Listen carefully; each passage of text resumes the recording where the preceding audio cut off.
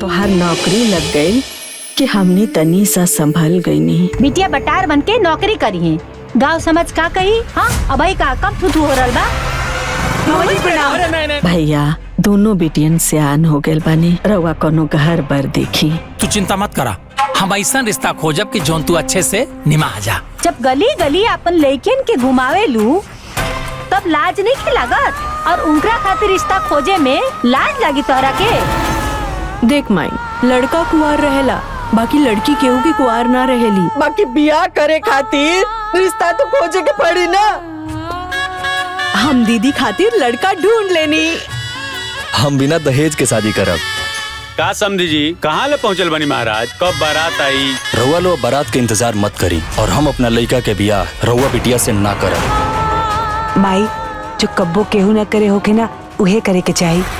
हम दीदी खातिर रिश्ता खोजब और ओकर ब्याह करा दे, फिर ओकर बाद दीदी हमार रिश्ता खोज के हमार ब्याह करा दी।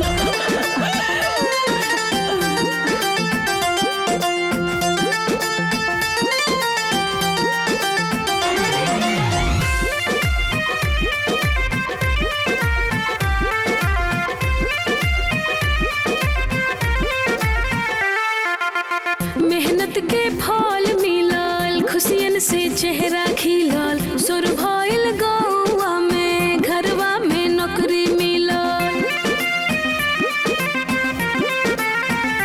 हाँ मेहनत के फल मिलल, खुशियन से चेहरा खिलल, सुर भइल गौवा में, घरवा में नौकरी मिलल। टोला मोहल्ला बाटा लड्डू मिठाई, टोला मोहल्ला बाटा लड्डू मिठाई, तत दिया भइल मास्टर आइन ए माई, तत दिया भइल मास्टर आइन ए माई।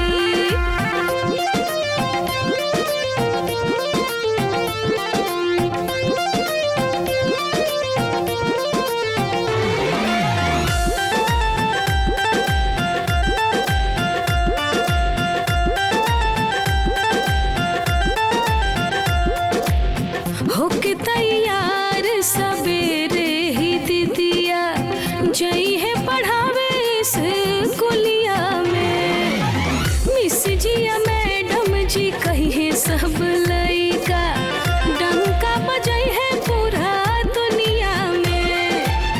अच्छा से चली अब तो हमरो पढ़ाई, अच्छा से चली अब तो हमरो पढ़ाई, तत दिया भइल मास्टर आइन हे माई, तत दिया भइल मास्टर आइन हे माई।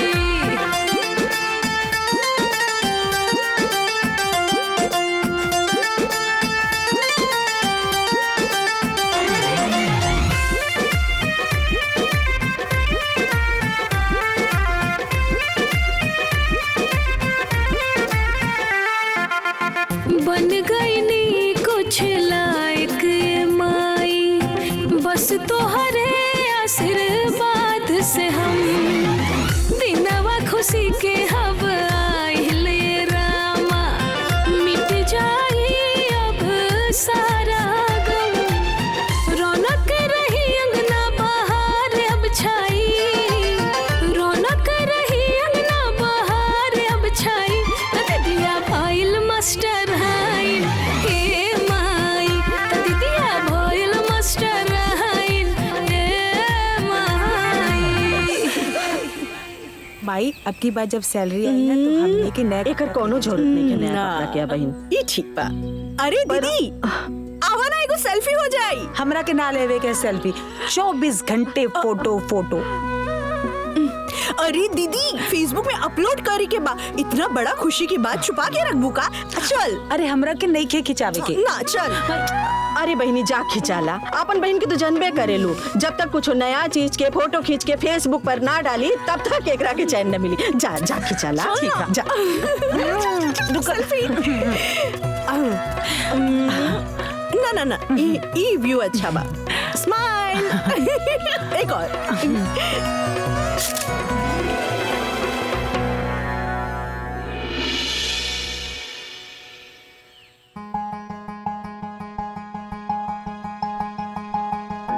अरे हमार दीदी मास्टराइन बन गईली। माई माई मम्मी मम्मी हाई देखा। का भेल रे? तोरी आदत हमके बहुत खराब लागेला। जब देखो तब चिल्लात रहेले या तो मोबाइल में घुसा रहेले। अरे देखा था सीमा पोस्ट डलले बाड़ी, सुधा दीदी की नौकरी हो गई, वो भी प्राइवेट स्कूल में मास्टराइन हो गईली। हम तो बहुत खुश बानी। मास्टराइन नु भाई है, कोनो कलेक्टर तो नहीं की भाई ना। कितना तनख्वाह पाजी है? उहे 10-12 हजार। बस 10-12 हजार ना, इतना तुमकर आवे जाए में खर्चा हो जाई। अरे वो कुछ तक कमाई इनके, लेकिन घर में बैठ के उरील तो ना बनावती या कुछ तो कमाती अनु। तू तो बिल्कुल ना बोली है, बिल्कुल ना बोली है तू। ताना मार लायक बिल्कुल नहीं खू। सुपवा हंसा थसा चलनियो हंसा जकरे 72 को छेद। ए देखी हमार बिटिया के तो कुछ बोलिया मत। वो ऐसा वैसा नौकरी ना करी। कौन जरूरत में एकरा नौकरी करे खातिर? हमार बिटिया नौकरी करी तो सरकारी करी, सरकारी नहीं तो कुछो ना, बुझला? ठीक बा। अरे नाव भाई कितना बार तरह ऐसा भागवा गिरी। ठीक बा, वो देख ले।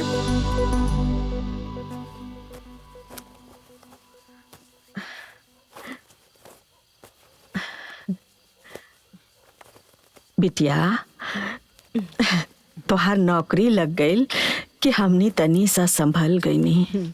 अब बस एक एक करके हमार दोनों बिटिया के बिहा हो जात, बस हमार जीवन सफल हो जात। बाकी चिंता इहे बा कि बियाहवा होई कैसे। माई तू बेकार के चिंता करत आड़ू। अब हमार जॉब लग गइल बा ना, धीरे धीरे पैसा जोड़ के पहले सीमा के शादी कर दे, ओकरे बाद पैसा जोड़ के अपन शादी कर ले। काहे दीदी, पहले हमार ब्याह काहे होकी, तोहार काहे ना होकी?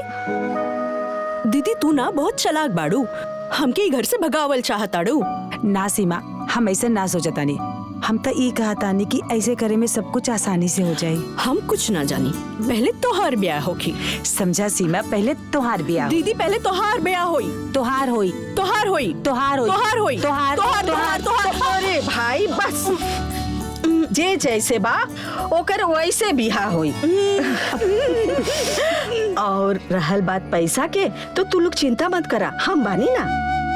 खेत खरियान बेच के तू लोगन के बिहा कराई। अब जा दोनों जने जल्दी जल्दी तैयार हो जा, चाचा के पास जाए के बा। और तोहार नौकरी के खुशखबरियों चाचा के देवे के बा। जा जा जा तैयार हो जा, हम हूँ तैयार हो जाता नहीं। चला चल। अरे माई माई। चाची हमार टीचर के नौकरी लाग गइल बा, रउआ लोग के खातिर मिठाई लाइल बानी। पता बा, बाकी का फायदा इस नौकरी की? जब चाहे निकाल दे और जब चाहे रख ले। ऊपर से तनख्वाह ऐसन कि आदमी के पेट न भरे। ये कोनो नौकरी बा? हाँ तो चाची। सीमा,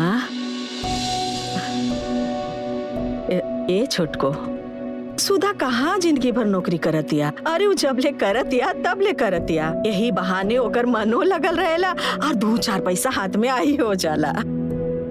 अरे दोनों के शादी ब्याह करके ससुरारे भेजल जाए कि या बैठा के नौकरी करावल जाए। सही कहत बाड़ू भौजी, संध्या नु बिल्कुल सही करत बिया। चुप रही जी, रवा के तो सब सही लागेला।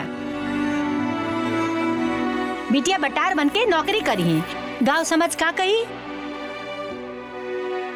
हाँ अब का कब थू हो रहा बा? नौकरी करी। अरे रुका,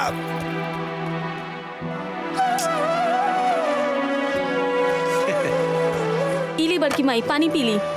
भौजी पानी पिया। ए बेटा ला लो ला बिटिया पानी पिया।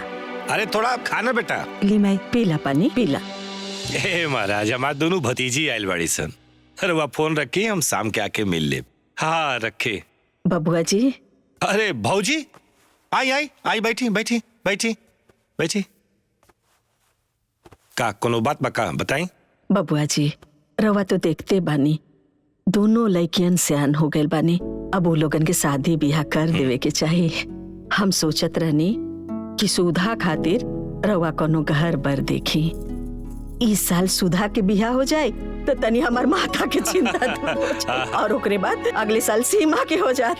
ठीक है भौजी, तो हम देख के बताओ तनी। अरे का देखत बानी? तारा बस में कुछ बा कि तू देख ले बा। अपने घर में अलवैया और दूसरे के गंदा पूजे। अरे खुद के घर में तो सियान बिटिया बैठल बिया, ओकरा खातिर तो रिश्ता खोजते नहीं खे। चलन हा गाँव भर के ठेका लेवे। छोटको ई कैसन बात कर तारू? हाँ, ई गांव घर के बात नहीं खे, ई हमनी के घर परिवार के बात बा। और हमनी के परिवार के गार्जियन बबुआ जी बाड़े, तो बबुआ जी शादी ब्याह देखिए ना। अब हम कहाँ खोज जाए शादी ब्याह? एक बात कही दीदी, बुरा मत मनिया। जब गली गली अपन लड़कियन के घुमावे लू तब लाज नहीं खिलागत। और उनकरा खातिर रिश्ता खोजे में लाज लगी तोहरा के? जैसे वो लोग गांव गांव घूमे ली, वैसे ही घूम घूम के अपना खातिर रिश्ता भी खोज ली हैं। देखी दीदी, ये सब झेलल अपने बस के बात ना हा। तू ही रिश्ता फिस्ता ना खुदे देख ली हा। माई चला, देर होता। चला चला भौजी, चला भौजी, चला हम देख के हम कुछ बताओ तो नहीं। चला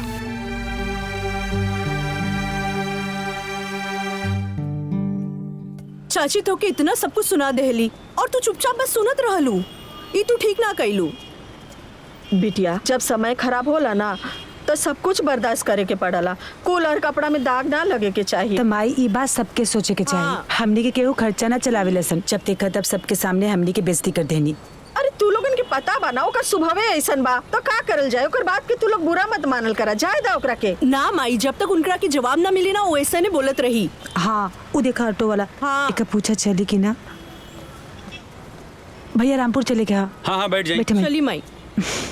बैठ। चलिए भैया।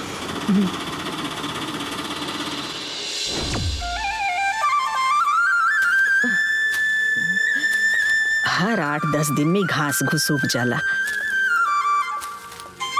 माई हाँ?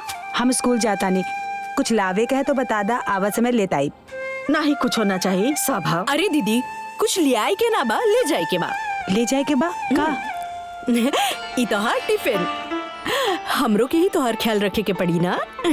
हमार छोटी, तू हमार कितना ख्याल रखेलू। तू ना रहे तो हमार कोनो कामे ना होई। अच्छा, कुछो काम ना हो पावेला। जब ससुरारे जइया तो यहू के ले जइया। हाँ। ए बिटिया, तनी चाचा के फोन लगा ना, देखी तक कहीं गए रहले कि ना।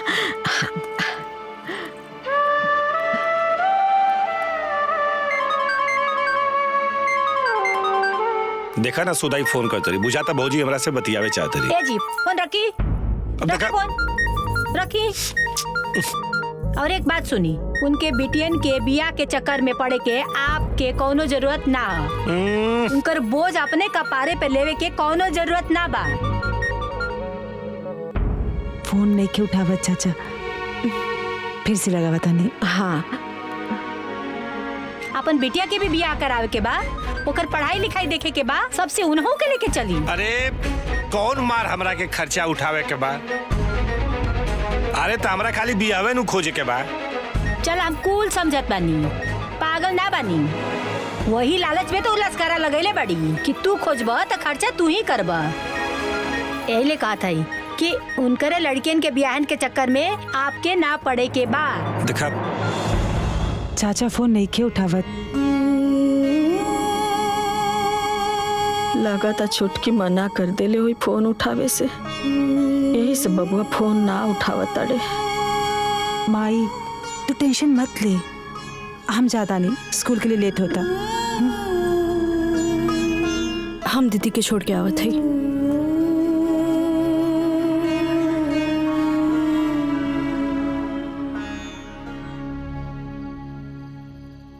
सीमा, कल हमरा के स्कूल बहुत जल्दी जाए कहा। कौनो बात ना, हम टिफिन ना टाइम से बना दे। करेला मत बनैया। इहो ठीक बा, खाई। ए बिटिया, तनी मामा के फोन लगा देना, लगा अरे दे। माई, पहले हमनी के खाना तो खा लेवी दा, बाद में बतियावल जाई। अरे लगा देना, खात रहिया लोगन, लगाओ।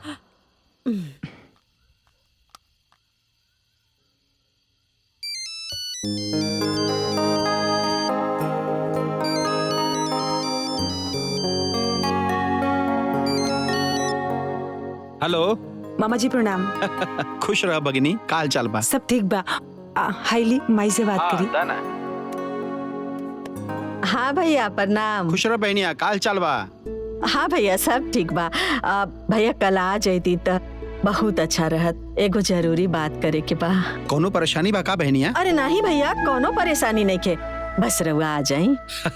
अच्छा ठीक बा, हम काले आवतानी। ठीक बा भैया, प्रणाम। खुश रह। कल मामा आवत रे। हाँ। हाँ।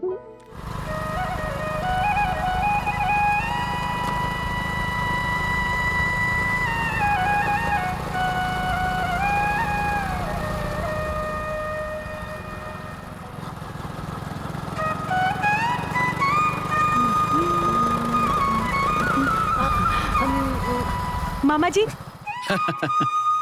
अरे मामा, मामा जी, मामा जी, मामा जी। अरे नहीं।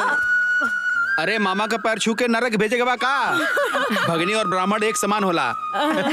चलिए मामा जी चलिए। भैया खुश रह बहनी, खुश रह। आई भैया। हाँ आई। चलो। आई भैया, बैठी। और सब ठीक बा। सुन ले ते पढ़ावे जाली मास्टराइन हो गेल बाड़ी। हाँ मामा जी। अच्छा बा, कितना देला कुल?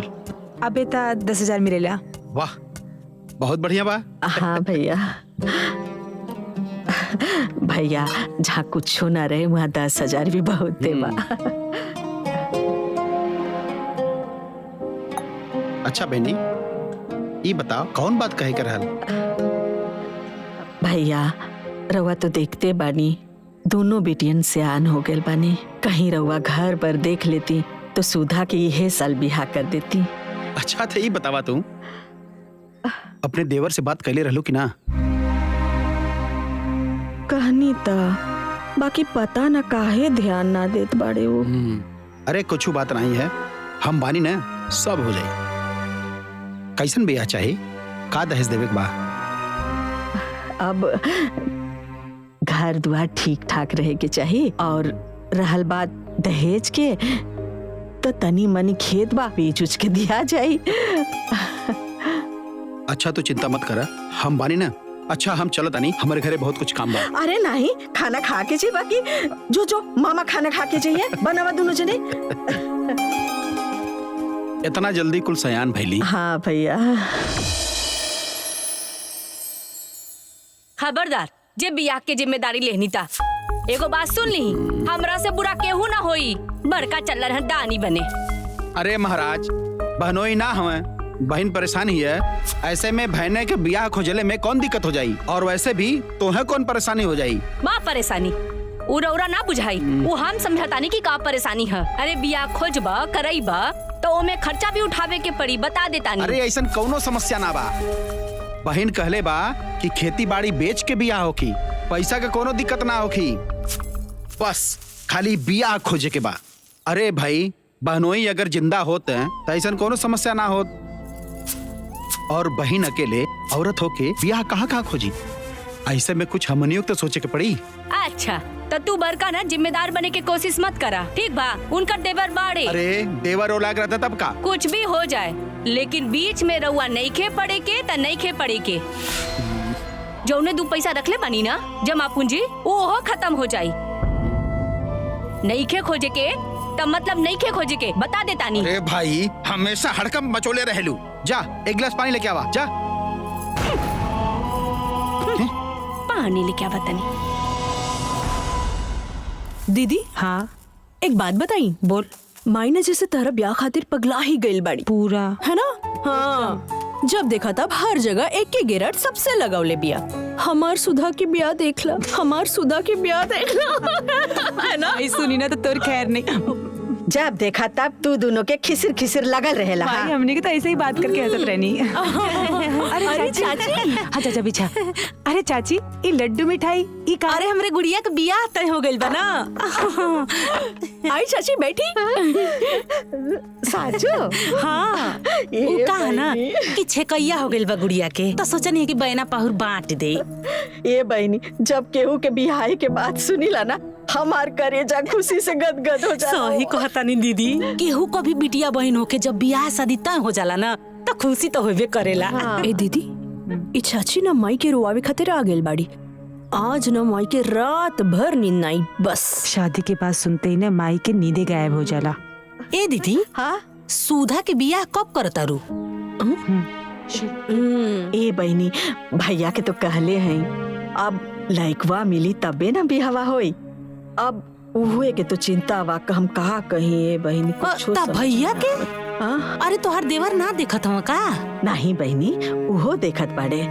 अब जनबे करेलू शादी बियाह के मामला बा, जब ले 2-4 लोगन से ना कहब तबले कैसे हो। हाँ सही कहता रू दीदी। अरे गुड़िया के बियाह खोजे में तो गुड़िया के बाबूजी के चप्पल घिस गईल। आई जान ला कि सैकड़ों जगह देखा ना तब जाके तय भयल।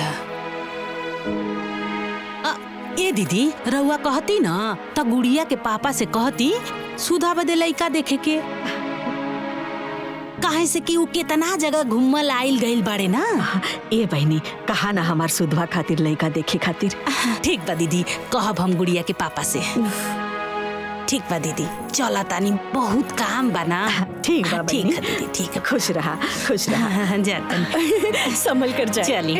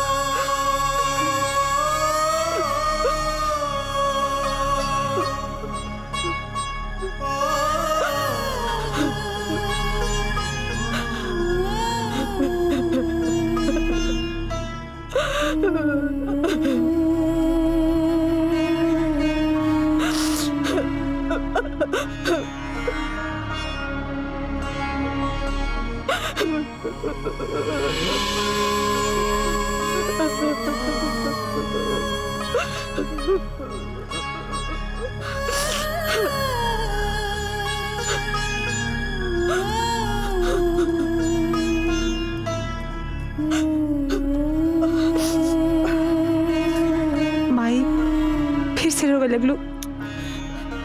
अरे दीदी, हमके ना पता रहल उ चाची आइल भी है ना तो माई के रुआ के ही जाई। अरे नहीं, वो हमरा के का रुआ के चाहिए, वो हमरा के ना रोइलस। हमरा के तो तोर बाबूजी की याद आ गई। अगर आज ही रहतन तो हमरा के ये दिन देखे के ना पड़त। तू लोगन के बिहाए खातिर तुम्हारे द्वारे भटक के घोड़ धराई ना करेंगे पड़त। अरे माई, तू ना हमनी के बियाह ना होई तो हमनी के मर थोड़ी ना जाई। अब ना होई बियाह तो ना होई। अब तू अपने आप के इतना परेशान ना कर माई। हाँ हाँ माई, तू ना खुश रहा कर। हमनी के तो से कुछ ना चाहिए, हमन मिलके सब संभाल लियल जाई। लेकिन तू ना ऐसे दुखी मत रहा कर। चला अब आपन सु पूछो। हमनी के बानी नो।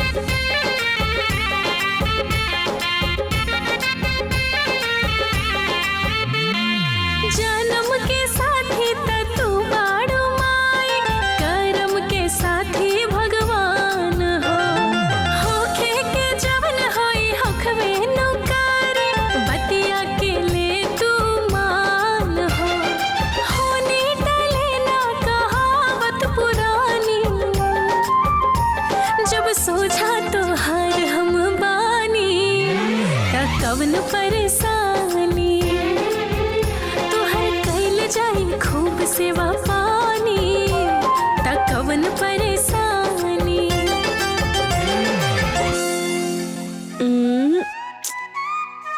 ओहो दीदी, ये नेटवर्क ना बहुत ही बेकार बाटे। सीमा दिखाई नहीं के देत पेपर बनावतानी, जब देखा तब सेल्फी। सॉरी दीदी।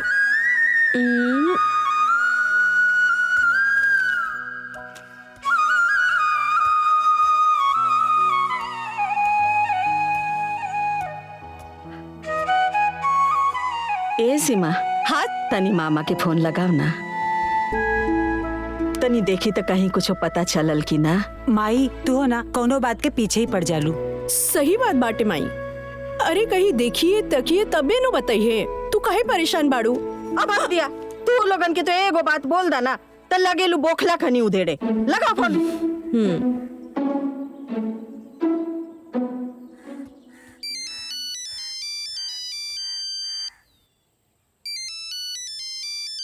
केकर फोन है जी?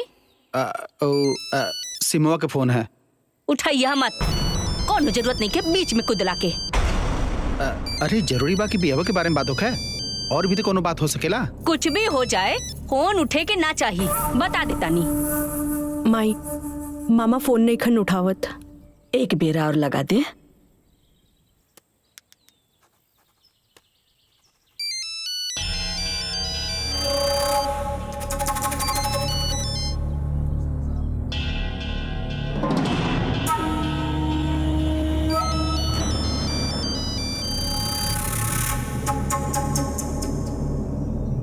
नहीं खन उठावत।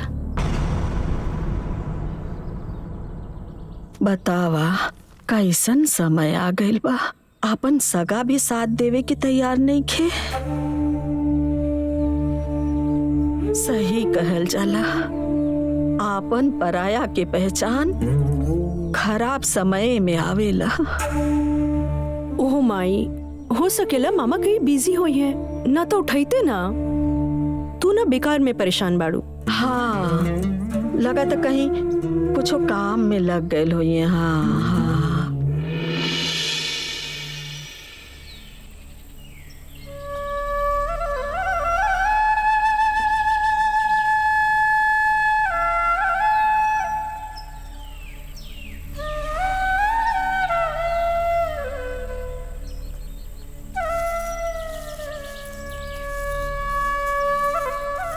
निर्मला, आई ना दीदी बैठी। आई बैठी। का होता? अरे दीदी का बताई, जान जाई कि जब से गुड़िया के बियाह पड़ल बा ना, पूरा परिवार वही में व्याकुल बाटे। आ जानते बानी कि जब स्टैंडर्ड शादी खोजी तो स्टैंडर्ड तैयारियां तो करे के पड़ी। हाँ बहनी, वो तो करे ही के पड़ी। हाँ। ए बहनी, तनी गुड़िया के बाबूजी से कह दे तू हमार सुधो खातिर एगो लड़का खोज देते। इतना इन्होंने जाने, कहीं कुछ हो तो बताते हैं। बाय दीदी, ई तो उनकर बाएं हाथ के खेल बा, चुटकी में लड़का खोद दी है। रुकी बुलावा तनी। हाँ। ए गुड़िया के पापा। हाँ का है बोला? अरे तनी सुनी ता। अरे बोला बाजारे जात है। अरे पहले है जे आई सुनी। अरे भाभी जी प्रणाम। हाँ, खुश रहा। देखी ना दीदी बड़ा परेशान बाड़ी, इनके लड़किया के लड़का खोजे खातिर, तन देख ली ना कहीं। हाँ बबुआ, हमार बेटियों के उद्धार लगा देता तू। अरे भाऊजी रउआ राज क्यों चिंता मत करी, लड़का तो हम ऐसे चुटकी बजाए के जेब हम लेके घूमत रही थे। का है ना, बहुत लड़कियां देखे गेल रहनी अपने गुड़िया खातिर, ओहमे से बहुत रिश्तवा काट देले बानी, ओहमे से कौन कौन सेट कर दे। ओ भाऊजी, ओ सुधा के बिया अपने देवर जोखन से ना कालू का? कहले तो रहनी बबुआ, बाकी पटीदार के मामला बा, रवा तो जानते बानी। जाए दी, घर परिवार के बात बा, कहा बताई। अब बिटिया के बियाह के बात बा, 2-4 लोगन से बोले के पड़ी, तबे तो रिश्ता मिली। कौनो बात ना भाऊजी, देखत ना बाड़ू हम अपने गुड़िया खातिर ऐसा रिश्ता खोजले बानी, एक देखे नौ सिहाय ऐसा रिश्ता खोजनी कि होकर लड़का के नौकरी, गाड़ी घोड़ा, घर दुआर सब बा। बाकी भाऊजी जाना ताड़ू, रिश्ता उस्ता बिटिया के सौभाग्य से मिलेला। खैर वैसा रिश्ता तो ना कह पाबू, लेकिन हाँ तू चिंता मत करा, हम ऐसा रिश्ता खोजब कि जौन तू अच्छे से निमा जा, ठीक बा? हाँ। चिंता मत करा। अच्छा चलत बनी। जाई तनको चिंता मत करब, यहाँ का बानी ना। चली ठीक बा, प्रणाम। खुश रह खुश रह। ठीक बा। ए गुड़िया के माई तनी गम सौदा हमका बाजारे जाके बा। ये जाई ले ली है जो खुटिया पर टांगल बा। देखा तानी के इतना काम बाटे तौने पर।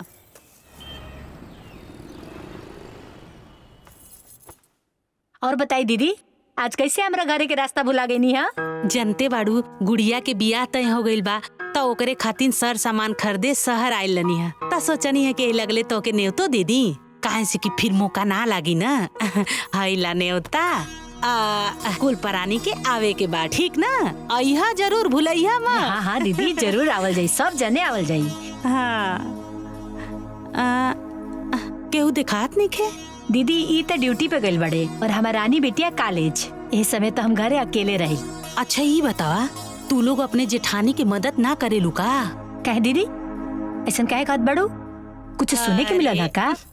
जाए दे तू का कहीं बहिनी, तुहार जेठानी घूम घूम के तू लोग के मांस बेचतारी, तू लोग के खूब बुराई करतारी। कहतारी कि उनकरे बिटिया के बियाहे में तू लोग कौनो मदद नहीं खा करत, खूब गांव भर जान जा की शिकायत करतारी। अच्छा ई बात बा।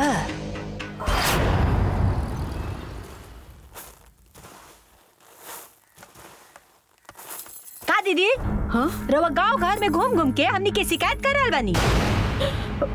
नहीं छोटको, हम केहू से कुछो शिकायत ना कइनी है। हमनी के सुननी है कि रवा गांव घर में घूम घूम के ई कर रहल बानी, हमार देवर हमार लड़की के बियाह खातिर लड़का नेखन खोजत। अरे रउआ से जब अपन बिटियन के बियाह नहीं के हो तो हमनी के तो शिकायत बनावता नहीं। हाँ काय हमनी के बेइज्जत करता दी? छोटको, हम केहू से कुछो ना कहनी है, हम तो बस अपन सुधा के बिहाई खातिर एक दो लोगन से लड़का खोजे खातिर कहले रहनी है। कहलू? अरे चाची अगर कह देलू तो एमे का गलत बा? हाँ ये शिकायत हो गई का? और वैसे भी शादी ब्याह खातिर ना लोग बहुत से लोगन के कहेला, एमे गलत का बा? तू दोनों जानी तो चुप पे रहा, बोला मत बीचे में। दीदी रो आज के बाद हमनी के शिकायत कैली ना तो हमनी से बुरा क्या ना होई। छोटको कोनो बात ना माई, बैठ जाओ बैठ जाओ, बैठ दीदी।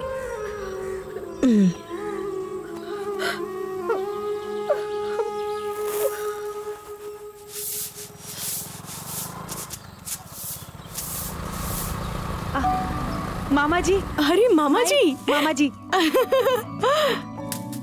भैया खुश रहा लोगन। आई मामा जी। माई माई मामा आ गइलन। गोड़ लगता नहीं भैया। ए बुच्ची जा मामा खातिर हाँ, मीठा पानी लिया वा। भैया कहीं लइकवा देखला तकला? हाँ बहनिया, बड़ी मेहनत से एक जगह बात बनल बा। हाँ। बियाह बहुत बढ़िया बा। घर द्वार खेती बाड़ी सब एक नंबर है। अच्छा यहाँ तक कि घर में नौकर चाकर सब बा। सुधा बिटिया राज करी राज। लइकवा का करला? लइकवा भी सरकारी नौकरी में बा। मामा जी लइका सरकारी नौकरी में बा, इतना सब कुछ बढ़िया बात, तो दहेज भी वो लोग ज्यादा मांगिए ना? ना ना दहेज कुछ ना मांगे हैं, हम बात कर ले बानी। उ का है कि लइकवा के तनी फालिज के शिकायत बा, तो पैरवा से चल ना पावेला, व्हील चेयर से चलेला। तो हम साफा कह दनी भाई देखा हमार लड़की एकदम पढ़ल लिखल स्मार्ट बिया। अच्छी लड़की देत बाड़ी तो दहेज बिल्कुल ना देब। और वो लोग मान गई ना।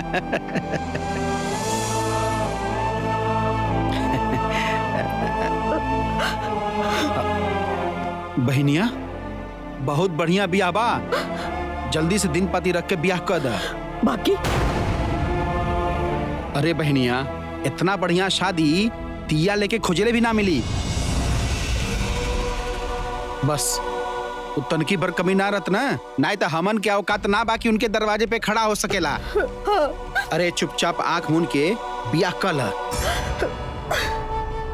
अब इतना बढ़िया बियाह अब ना मिली। मामा जब सब कुछ इतना बढ़िया बा तब काहे ना अपना बिटिया से करवा देता नहीं। बोला मामा, का आप ही शादी अपन बिटिया से करा सके नी? नानू का मामा, हमन तो आपके बिटिया समान बानी नू।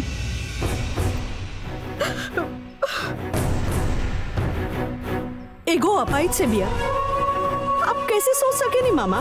रहुआ के तन को भी संकोच नहीं खिला गई। सीमा, का दीदी? मामा जी कम से कम कोशिश तो करनी ना हमरा खातिर लड़का खोजे में। देखी भैया, हम मजबूर बानी, एकरा मतलब ही ना कि हम अपन दोनों बेटी के कुआं में ढकेल दे। एगो लड़की के बियाह एगो लड़का के साथे होला, धन दौलत के साथे ना। जाई वो लोगन के बोल दी हम अपन बेटी के बियाह करे खातिर तैयार नहीं की। जाई बोल दे। हाँ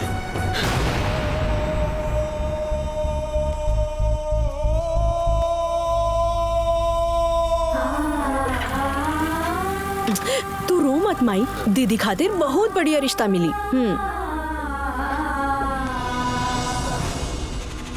हमरा इतना मना कैला के बाद भी समझ में ना आइल। चल गईला बहन के दहिनवार बने खातिर, करा लिहला बियाह। अरे शांति मिल गई तोहरा के। अरे भाई जब ना पसंद आयल तो हम का करी? बात खत्म। अरे कैसे बात खत्म? ओ लोग के इतना मजाल त थोड़ा कमी का निकल गई त राउर बाल नोच ली है लोग। और कमिए का रहल है, लइका थोड़ा अपाहिजे न रहल है, कर ना सकत रहली है बियाह। अरे उनकरा खातिर का बड़का राजकुमार आई, झोली में दाना न खा ले बाबू खाना, देवे लेवे को कुछ है नहीं खे, और रजवाड़ा परिवार खो जाता रही। एगो बात सुन ली, आज के बाद उनकरा बीच में पड़ला के रुआ जरूरत नहीं खे। अरे हम झांके ना जाई, बात कल तो बहुत दूर। तब मत जाई, कर अपना बेटी के बियाह कोनो राजकुमार से खोज के, कोनो जरूरत नहीं खे रुआ के इलाके, बता देता नहीं।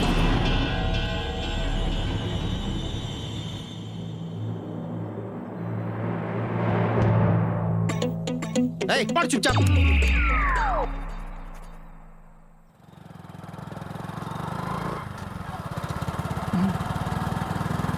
देख दीदी, अगर आज चाचा भी माई के चाचे की तरह ताने मरी है ना, तब इनकर खैर नहीं खे। हमसे बुरा क्यों ना होई, पूरा जवाब सुनकर ही जाई हैं। भौजी कहाँ बाड़ी? भीतर।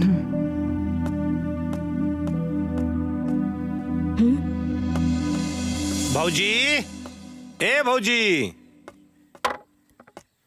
भौजी। हाँ अरे बाबूआ, प्रणाम भौजी, बैठा। खुश रहा। वो कहा ना भौजी कि हमें को लड़का देख ले बने, बड़ा अच्छा बा, घर दुआर बा, खेती बाड़ी भी बा, लड़का बहुत मेहनती बा, बस पढ़ल लिखल नहीं खे। लेकिन हाँ, वो जो बालू वाला ट्रक होखेला नु, ओकर ड्राइवर बहुत रुपया कमाला। अगर जमे तो बोला हम बात आगे बढ़ाएं। अरे बबुआ, जब सब ठीके ठाक बा, लइकवा मेहनती बा, पैसों कमाता, तो कहा सोचे की जरूरत बा? बातचीत कर लिया जाए तो ठीक बा। काम आई इका कहताड़ू, दीदी डबल एमए बीए कैले बाड़ी, स्कूल में पढ़ावताड़ी, और तू उनकर बिया एगो अंगूठा छाप से करावे के चाहताड़ू। पगला गई बाड़ू का? देखा तारू भौजी, ये कैसे बोलती है, ये एक संस्कार है, देख ला। चाचा, हम सही तो कहत बानी, एमे संस्कार की का बात बा? अरे शादी बिया तो जोगी जोगी में होखेला कि जहाँ मर्जी वहाँ करा देवल जाए। देखा तारू कैसे जबान लड़ावती है, ये देखा कैसे जबान लड़ावती है। ए बबुआ, सीमा ठीके बोलतिया। शादी बियाह जोगे जोगे लोगन से होला, ई बियाह जाए दीना, एगो और लड़का देख ली। हाँ तो ठीक बा, जोगे जोगे रउआ लोग लड़का एमए वाला देख के शादी करा ली लो। अब हम रउआ लोग के बीच में ना पड़ा, बिल्कुल कोनो मतलब। ठीक बा चाचा जी, कोनो बात नहीं खे। अगर हमार दीदी की ब्याह न हुई तो ना सही, बाकी आड़े तेड़े लड़का से ना हमार दीदी ब्याह न करी। हाँ ठीक हाँ, बा, हाँ ठीक जाए बा, जाए कोनो बबुआ। काम आई, ये आड़े तेड़े लड़के से दीदी की ब्याह करावे के चाहताड़ू। अरे तू लोग ऐसे ही करबू तो लड़कवा कहाँ से मिली, का मालूम? मिल जाई माई।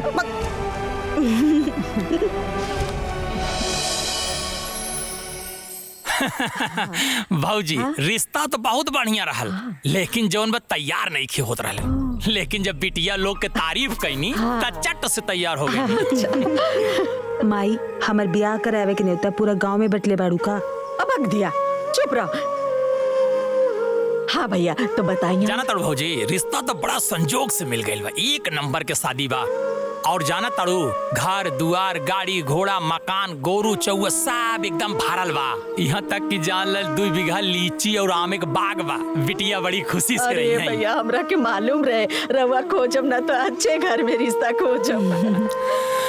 बाकी भौजी तनिक सा खोट बा का यही कि लइकवा तू बियाह बा। 2 ठोकरे बिटिया बाटिन, बाकी तू चिंता मत करा। वो बिटिया लोग बड़ हो गए बाड़िन, बिटिया के बियाह सियाह कर दी, अपने घर चल जाई हैं। बाकी अपन बिटिया एकदम खुशी से रही वहाँ। अरे वाह चाचा जी, इतना बढ़िया रिश्ता, तो अपन बिटिया की शादी काहे ना करा लेता नहीं? हमार बिटिया का तो फेकल पवारल बा का जोन 2 बियाह से कर दे। हाँ तक हमनी के फेकल पवारल बानी। अरे मैं रिश्ता खोजे का कर देनी तो रवा जवन मर्जी हुए करब। चल रहे जैसे। आय हो दादा, सही कहल जाला, हवन करत हाथ जरई। एक तो हम धूपे साइकिल लेके टक टक दुआरे दुआरे लइका देखत हई, ऊपर साइकिल कर सबके बनर घुड़की सुनी। ए भौजी अब हमारा से न हो पाई, अपन खुदे जाए के लइका बच्चा ढूंढा, ठीक बा? चल भाई। हाँ जाए केहू नहीं तो हर दुआरे।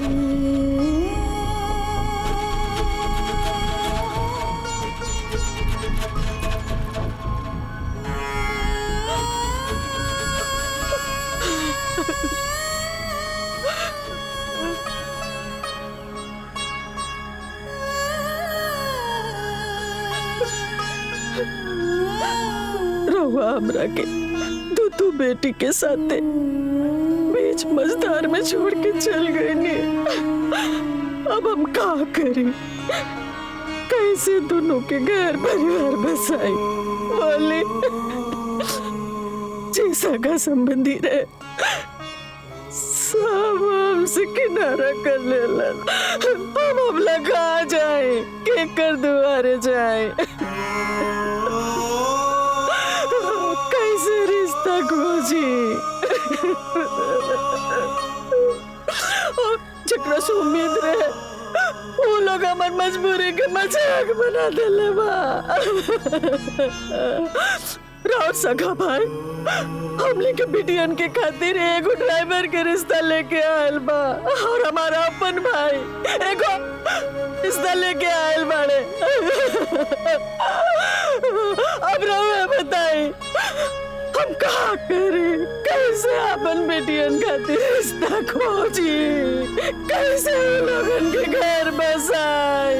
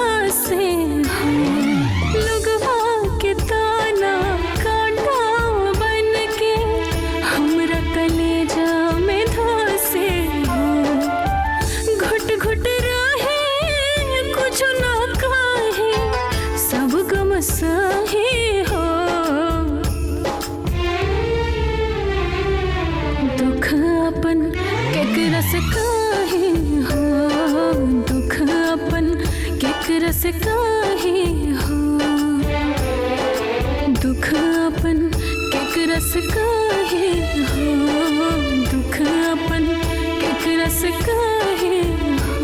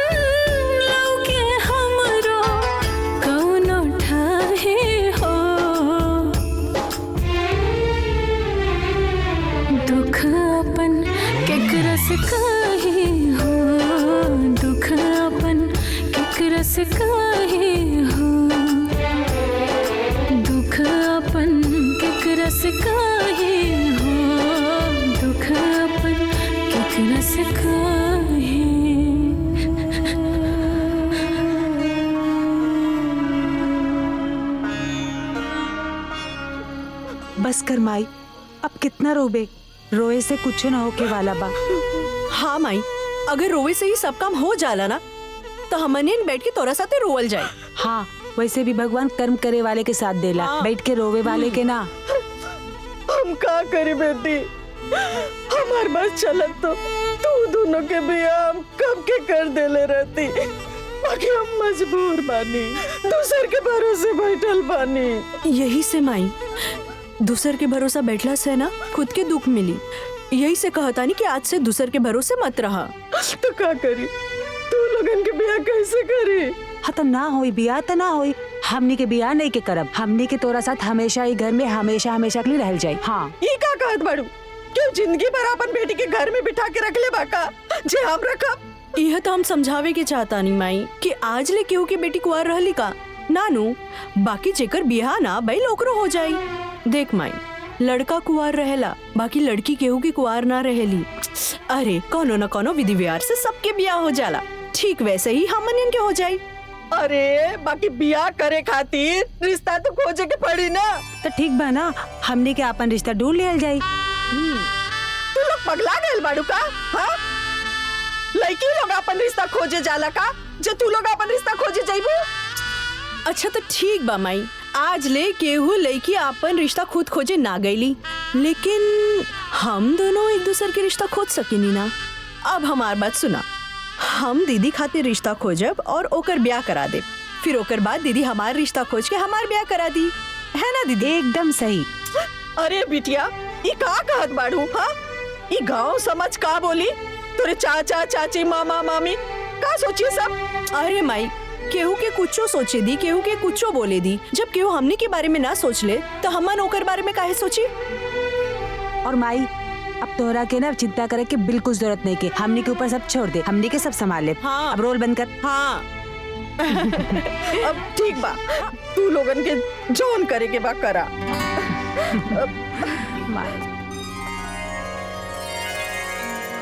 माई, आशीर्वाद दा कि हम दीदी के रिश्ता खोजे में सफल रही। माई, हमरा के भी आशीर्वाद दे कि हम सीमा खातिर एक अच्छा घर और वर ढूंढ पाई। बिटिया, भगवान तू लोगन के मनोकामना पूरा करे। बाकी एगो बात बोली? बोली ना माई। बिटिया, एक बेर तू लोग फिर से सोचला, कई तरह से लड़की लोगन के अपन रिश्ता खोजल ठीक बा? अरे माई, हमन अपन खातिर रिश्ता खोजे थोड़ी जात बानी, हमन एक दूसरा खातिर रिश्ता खोजे जात बानी। बाकी बिटिया, आज तक कबो ऐसा ना भइल कि लड़की लोग। माई, अब जो कब्बो केहू न करे होके ना, उहे करे के चाहिए। और तू ना चिंता बिल्कुल मत कर, हमनी के तोर मान सम्मान बिल्कुल कम ना होके दे, भरोसा रखा। चल अब आशीर्वाद दा।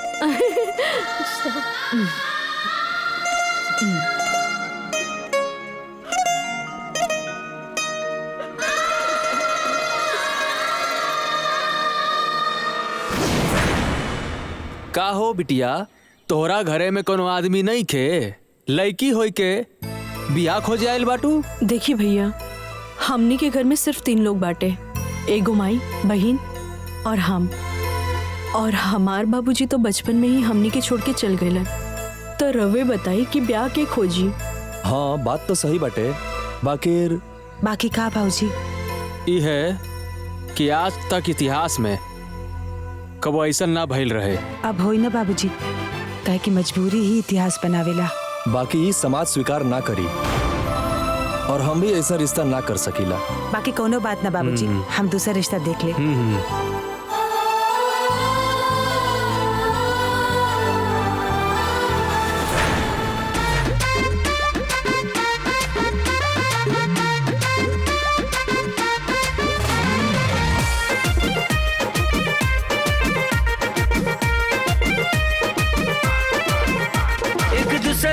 खातिर दोनों बार खोजे, निमन लोग निमन द्वार निमन घर खोजे। एक दूसरा के खातिर दोनों बार खोजे, निमन लोग निमन द्वार निमन घर खोजे। अब बियाहे के कुल तैयारी बा, अब बियाहे के कुल तैयारी बा। सर पे चिंता चढ़ल बड़ी भारी बा, दुल्हा के तलाश देखा जारी बा। दिल में शादी के बड़ी बेकरारी बा, दुल्हा के तलाश अभी जारी बा।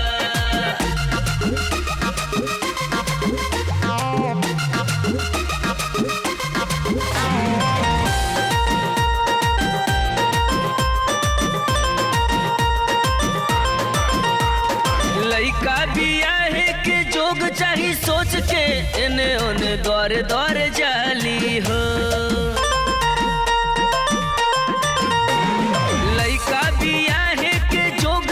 सोच के ने ओने द्वारे द्वारे जाली हो। एक दूसरा के घर बसावे के खातिर मेहनत करत उ देखाली हो। आज दुनहुन के सर पे जिम्मेदारी बा, आज दुनहुन के सर पे जिम्मेदारी बा। सर पे चिंता चढ़ल बड़ी भारी बा, दुल्हा के तलाश देखा जारी बा। दिल में शादी के बड़ी बेकरारी बा, अभी जारी बा।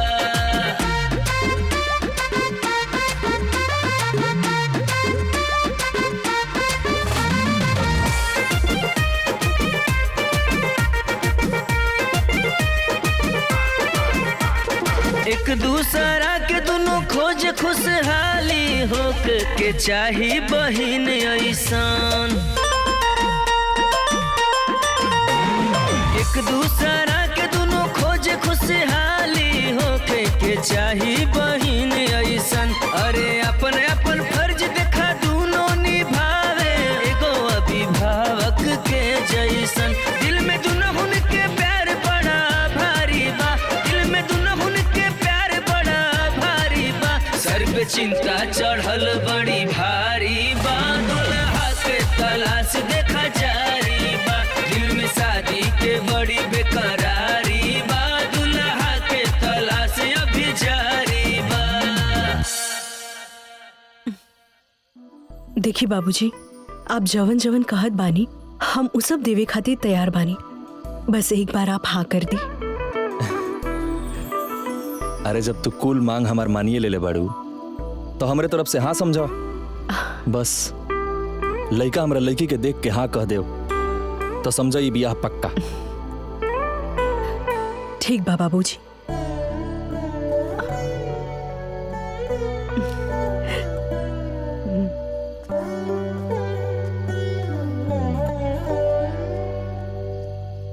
बिटिया कहीं कुछ बात बनल? माई अबे तक कुछ ना भइल, लेकिन तू टेंशन मत ले, जल्दी हम सीमा खातिर अच्छा लड़का ढूंढ ले। माई माई माई माई अरे हमार माई अरे हम दीदी खातिर लड़का ढूंढ लेनी। सच? हाँ, घर परिवार सब कुछ बहुत बढ़िया बा और सबसे बड़ी खुशी की बात कि लड़का मास्टर बाटे, वो सरकारी। हे भगवान, तोहर बहुत कृपा बा। सच कहेला लोग भगवान के घरे देर बा अंधेर ना। दीदी ये देखा लड़का का फोटो। अब अब तोहरा के पसंद बाता हमरा के भी पसंद था। माई ई देख ना। अरे वाह, लड़कवा तो बड़ा नीमन बा है ना। हाँ माई, अब तोहरा के ना जल्दी तैयारी करे के बा, कल लड़की दिखाई लोग। अच्छा,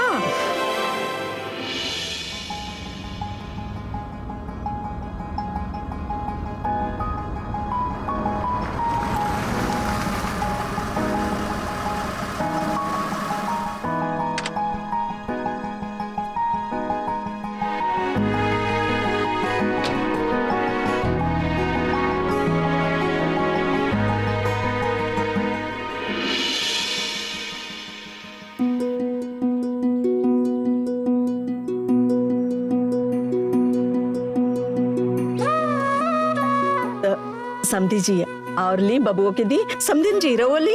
अरे समधिन जी, आवा भगत तो बहुत हो गई, अब वो काम हो जाओ जौना खातिर हमनी के आइल बनी जा। बिटिया के बुलाई ना। जी सीमा। हाँ माई। दीदी के लिए आवा बिटिया। हाँ।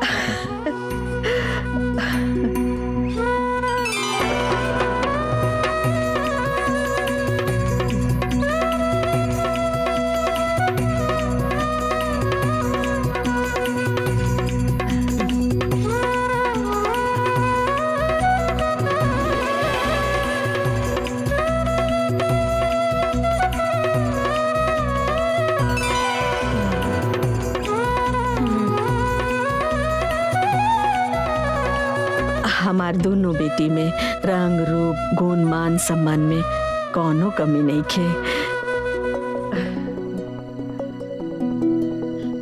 बस तनी सा पैसा से हाथ तंगी बा, यही से बड़की बिटिया के नौकरी करे भेज देनी। तम्मे का बुराई बा, पढ़त लिखत बाड़ी, पढ़ावत बानी, सम्मान के नौकरी बा और ही अच्छा बा।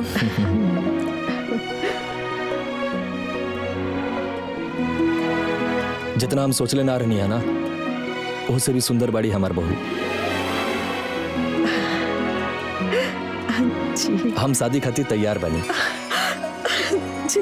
दीदी धन्यवाद। लेकिन हमारे को शर्त बा। शर्त?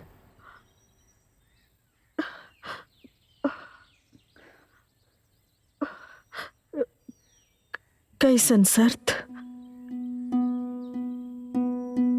हम बिना दहेज के शादी करब।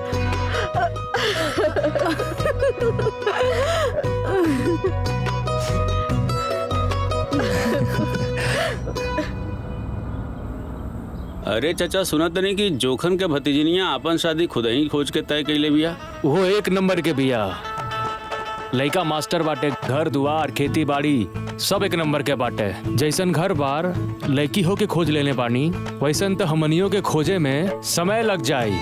दोनों बहनियां बड़ी चालाक बाड़ी। अरे बहिनी, उत्सव चालाक ना बड़े चलबाज बाटे। सही कहत बाड़ू बहिनी, हमके तो उन्नन चाल चलन से ये बुझाता ना कि उ सब लइकवा के फंसा लेने है स। अब तक का करबू, मजबूरी में बियाहवा कर ही के बा। जब भी होखे बियाहवा तो होखे जात बा। चला बेचारिन के घर बस जाए, अब मजबूरी में केहू साथ देवे वाला ना ही बा, तो जौन करत बानी सा अपने मन से। और चला छोड़ा, चला हमनी के अपन काम देखल जाए। चाची जी, सुधा दीदी के ब्याह तय हो गइल बा, यही से हम शादी के न्योता देवे आयल बानी। ई ली चाची जी। सुधा के शादी? हाँ। के तय करवैलस? हम अच्छा चाचा जी, हमके एक जगह और काट देवी के बा, हम जाता नहीं, शादी में आइन जरूर। ठीक बा, जा।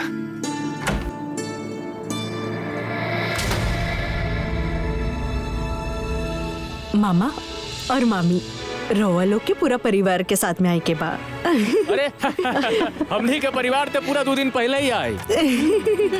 ठीक बा। चाचा जी, हमार बहन सुधा के रिश्ता तय हो गइल बा। अरे वाह। और ई रहल शादी के न्योता। चाची, चाचा, पूरा परिवार के साथ में आए के बा। हाँ ठीक बा बबनिया, आल जाई। ठीक बा।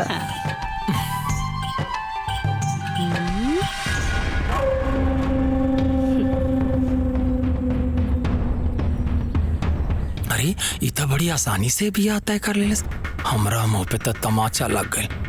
कौनो न कौनो गणित करे के होगी। ई लोग के खुशी हमरा से दिक्कत नहीं के बनत बाटे।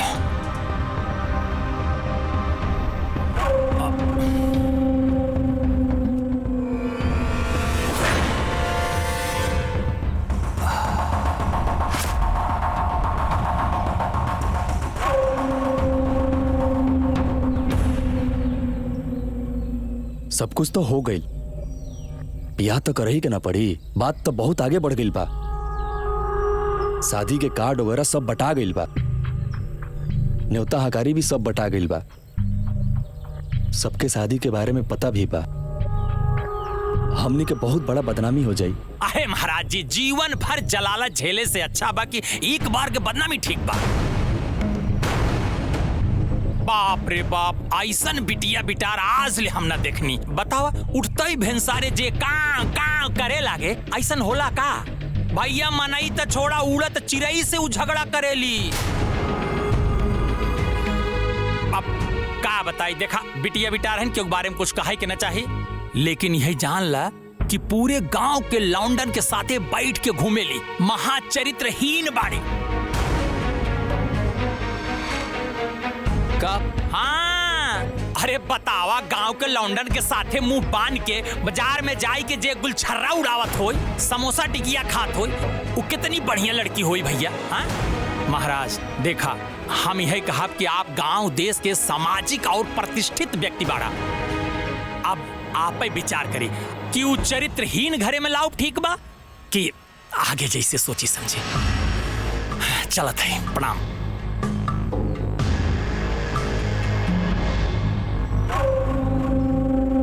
बैठ के सोची महाराज,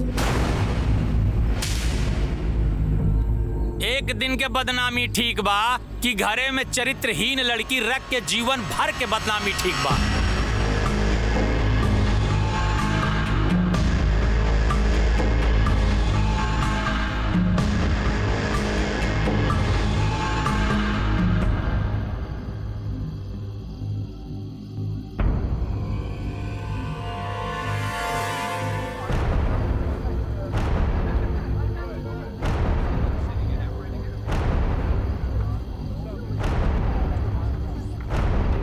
बतावा, 10 बज गए बा, बेले बारात नहीं खे आइल बा। में भी तो ध्यान से रखिए, ठीक? अरे दूर के बा लोग, आवत होई लोग ना, आवता होई लोग, तई टाइम लगता है। देख लिया। अरे रउआ देख के मिठाई लगवा ली ना महाराज। हाँ, आवत होई लोग। हाँ तो जा अंदर मिठाइया सेट करा ला। हम हो जाते। हाँ, देख ला, यो थथला जी बतियाओ तड़न। ए सीमा। हाँ चाचा। अरे वो भइल बारात ना आइल, कोनो बातचीत भइल का? ना चाचा, बात तो ना भइल। हो सकेला नाचे गावे में लेट होत होई। रवो परेशान जिन होई जाए, अपन व्यवस्था जारी रखी। अरे हमनी के सब व्यवस्था ठीक ठाक बा, बस बारात आइला में देरी बा। हाँ जाई चाचा हाँ, जी, ठीक बा, जाई। हाँ एक और। कहो भैया, ई बेला हो गइल बा, बरतिया रतिया आई कि ना? पता ना भैया, हमरा के का पता, शायद कुछ दाल में काला होखे।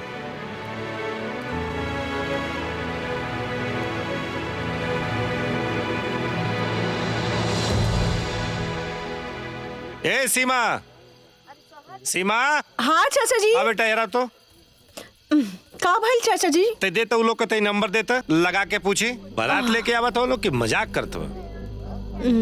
ये देखी।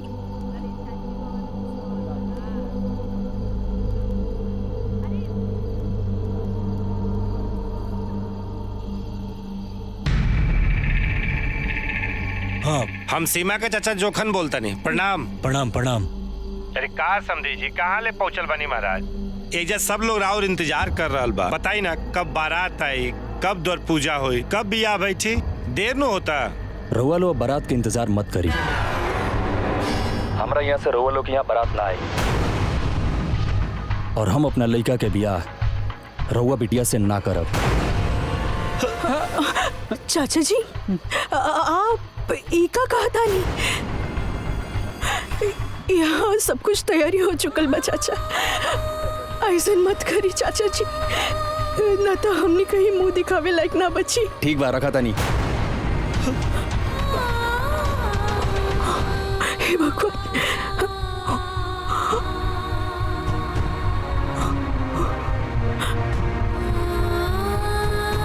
अब करवा तारू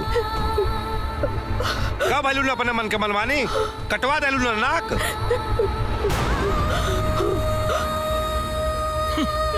मुंह पे करखा पतवा ले लू ना। एडवांस बने चल रही हैं। अपने मन से बिया खुजात रहल खोजा इतिहास लिखत रहनी है। लिखा इतिहास।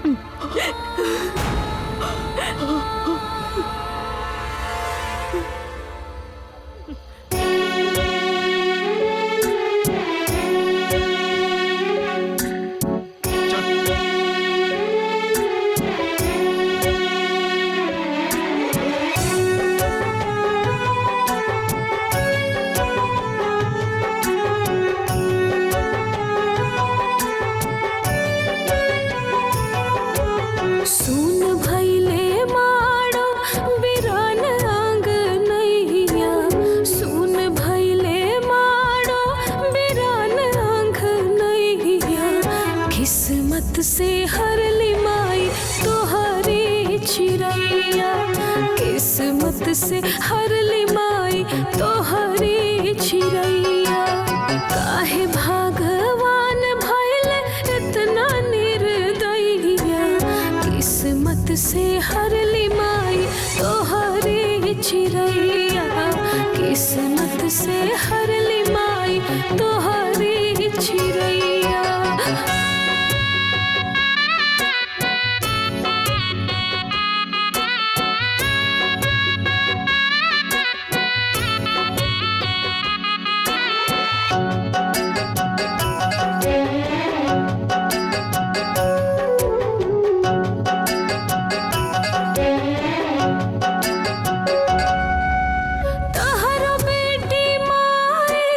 किस्मत के छोट हो राम जी भी नाही मोहाल हो, मारे लताना सगरो जमाना सब कुछ देख रह जाले हो।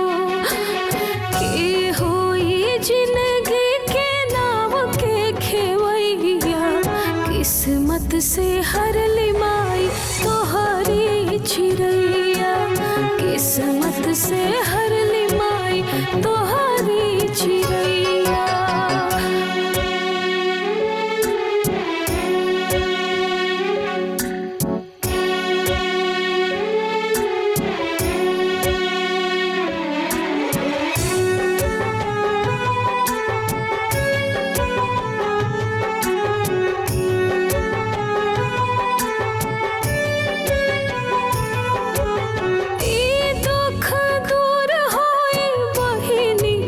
कहिया जाने ना कोई हो, माफ कर दीदी ऐसन गलती अब नाही होई हो। दीदी हो हमनी के किस्मत मुदैया,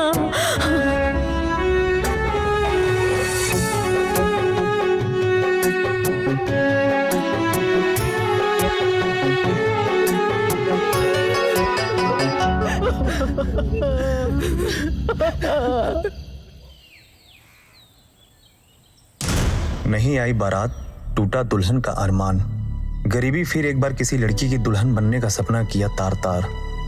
लड़की हुई निराश। यह घटना सोनभद्र जिले की हाथी नाला गांव की है। गांव के एक बिन बाप की लड़की सुधा की कल रात बारात आने वाली थी। पूरी रात दुल्हन सुधा और उसके परिवार बारात के इंतजार करते रह गए। रात बीत गई पर बारात नहीं आई। लड़की और लड़की के परिवार वालों की जगहसाई हुई। अनुमान लगाया जाता है कि मामला दहेज का है, क्योंकि लड़की में कोई कमी नहीं है। वह MA BA टीचर, सुंदर, सौम्य और सुशील है।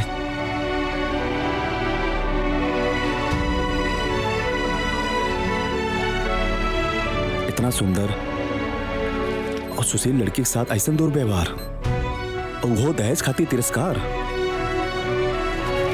जे फोटो में इतना सुंदर बा उस सामने से कैसे न होकी। एकरा बदे तो मिल ही के होकी। आप आपका एजुकेशन तो बहुत अच्छा है, कहीं अच्छी जगह अप्लाई कीजिए ना। हाँ, 1-2 जगह ट्राई किया है, बट अब माँ यहाँ अकेले रहती है घर पर, हम 2 बहनें हैं, इस वजह से ज्वाइन नहीं कर पाए। देखते हैं, करेंगे। नहीं, फिर भी आप अपना करियर देखिए। हाँ, वो तो है। और आपके घर में? Hello Sudha ji.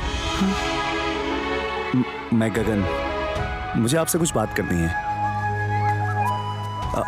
Excuse me ma'am.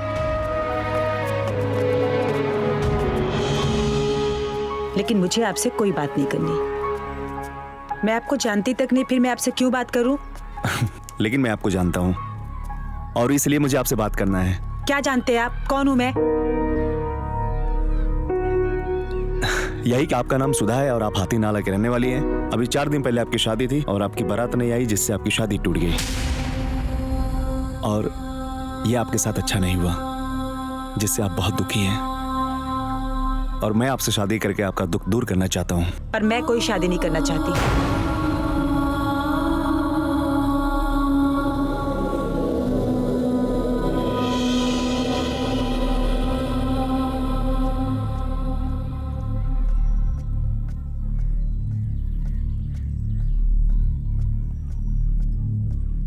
आपने मेरी बात का जवाब नहीं दिया।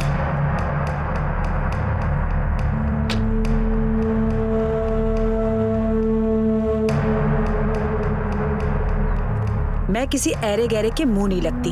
और कितनी बार कहा आपको मेरा पीछा करना छोड़िए, वरना आपके साथ बहुत बुरा हो जाएगा। और हाँ, मुझे छेड़ने की कोशिश मत करना। पहली बात तो मैम, मैं कोई ऐरा गहरा नहीं हूँ। मैं एक सभ्य परिवार का सज्जन लड़का हूँ। और दूसरी बात, आपको छेड़ नहीं रहा हूँ, मैं तो आपसे शादी करना चाह रहा हूँ। और कितनी बार कहा है आपसे, मुझे कोई शादी वादी नहीं करनी। सड़क पे शादी करेंगे। तो ठीक है, राह में शादी नहीं तो घर पे ही आता हूँ।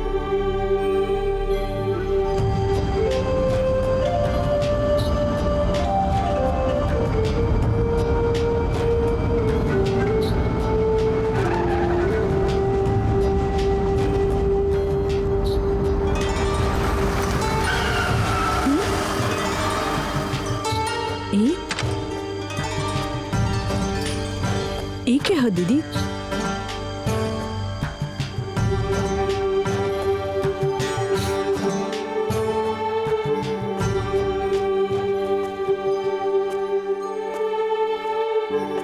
सीमा, जवन लड़का के बारे में तोहरा के बतौले रहनी ना, ई उहे लड़का हा। हमारे स्कूल में पीछा करत करत अब घर तक आ गई। तू चिंता मत कर दीदी, आज हम एकरा के ऐसा सबक सिखाए कि ई तहरा ही ना केहू लड़की के पीछा ना करी। रुक।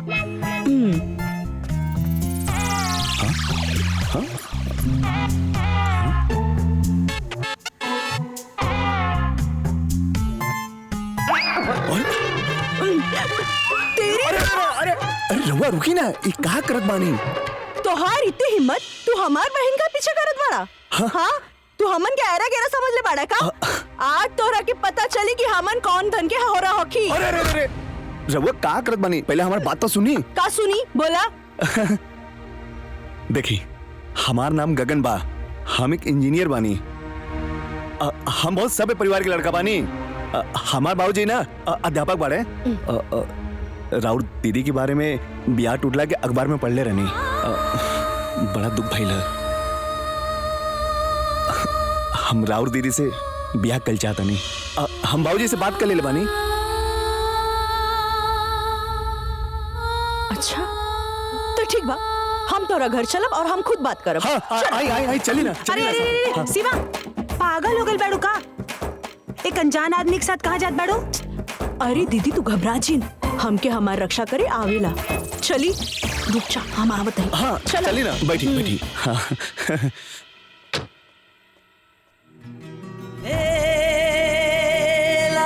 ब्याह तो तरह से करके रहा।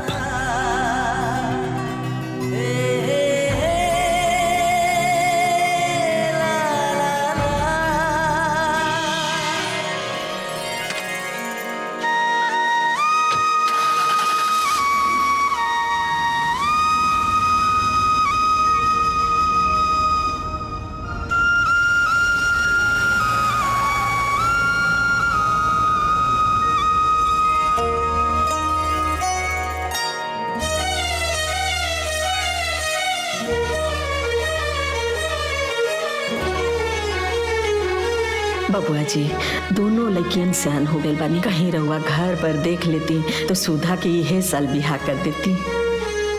अरे भैया, हमरा के मालूम रहे रहुआ खोजब ना तो अच्छे घर में रिश्ता खोजब। दहेज कुछ ना मगी है, वो का है कि लइकवा के तनी फालिज के शिकायत बा।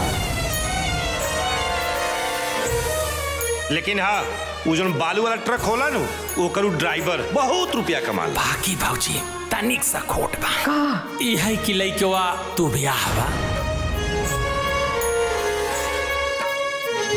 अब का बताई, देखा बिटिया बिटा रहन के बारे में कुछ कहा के ना चाहिए, लेकिन यही जान ला कि पूरे गांव के लौंडन के साथे बैठ के घूमेली, महाचरित्रहीन बाड़ी।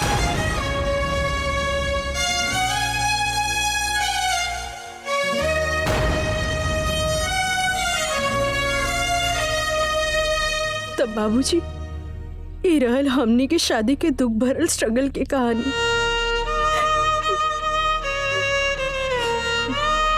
तू चिंता मत कर बेटा,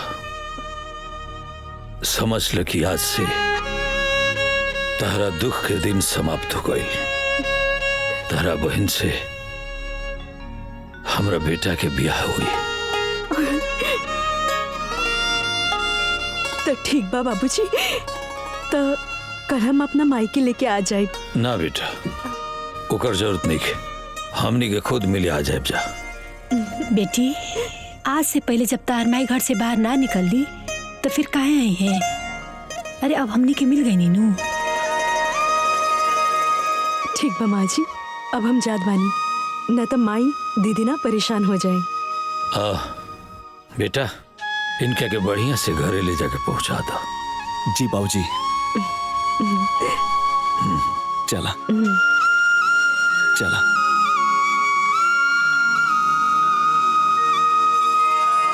राहुल बिटिया हमनी के पसंद बिया, हमार लइका रउआ पसंद बा, तो ब्याह में तो कोनो अड़चन बा ना जी, ब्याह हो जाई।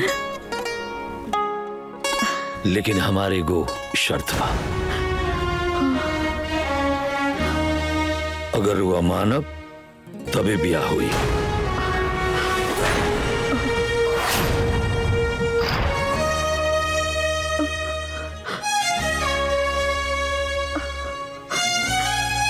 कैसन शर्त? दहेज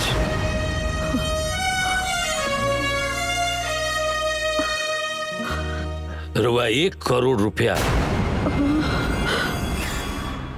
नहीं खे देवे के, सिर्फ 1 रुपया पंडित जी के देवे के बा, बस।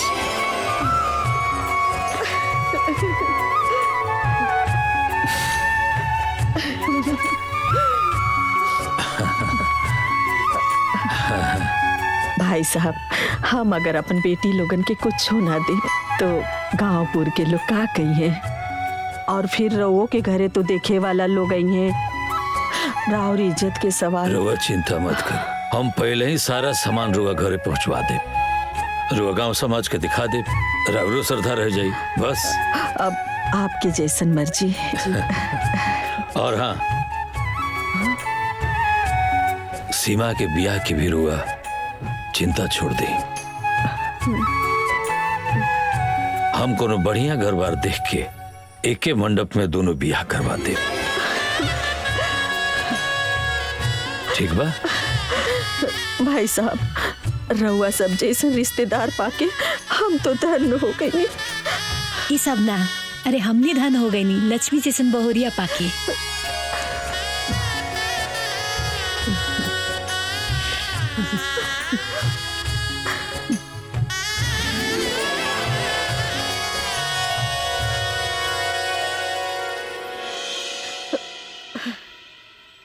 भगवान के कृपा से हमार बेटी के कितना बढ़िया घर बर मिल गईला, नहीं तो आज के युग में इतना बढ़िया घर परिवार दिया लेके खोजले से ना मिला। सही कहत बाड़ू माई, दीदी के नसीब ना बहुत तेज बाटे, ना तो ए समय में ऐसन सोच वाले लोग कहाँ मिलेला।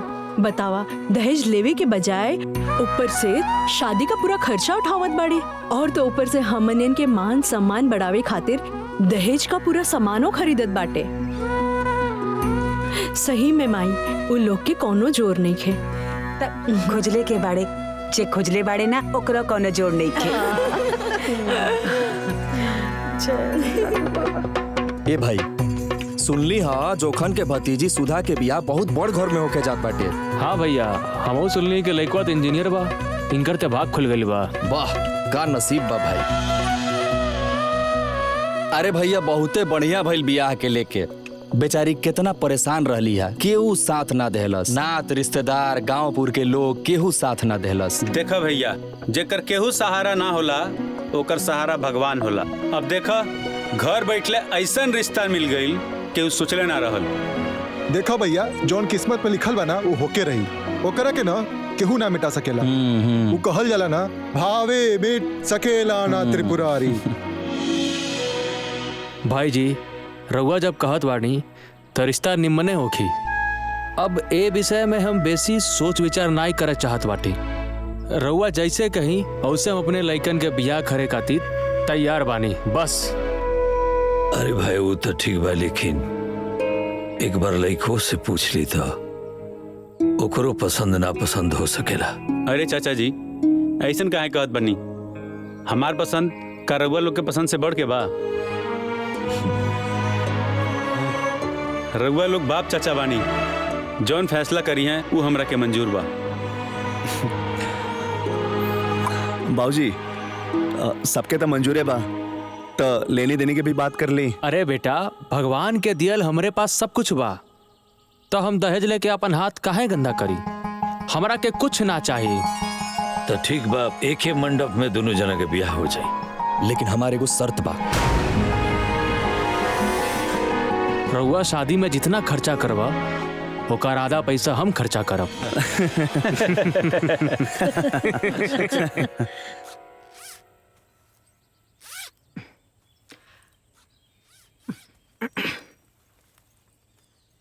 अरे धिया बिहानियर आ गइल बार, तू स्कूले जात बाड़ू? अरे माई इतना जल्दी नौकरी ना छोड़ल जाला, केहू हमरे जगह आ जाई तो ओकरे बाद छोड़ दे। हम बोल देले बानी। दीदी के ससुर जी के फोन आ रहल बा, ली बतियाई। हम का बतियाई? तू बतिया। बाबूजी प्रणाम। खुश रह खुश रह। सब बढ़िया बा ना? हाँ बाबूजी सब ठीक बा। तार माई कहाँ बाड़ी? माई एजा बाड़ी। तनी बात कराओ। ली बात करी माई, बात करी ना। भाई साहब प्रणाम। प्रणाम प्रणाम। कहा तनी कि सीमा बिटिया के बियाह तय हो गई। बड़ा बढ़िया परिवार बा, सीधा साधा लोग बा, बहुत बड़ मनई बा। लइका डॉक्टर बा, ठीक बा ना? ठीक बा भाई साहब। तो कहा तानी कि दोनों जानी के बियाह एक ही मड़वा में हो जाए।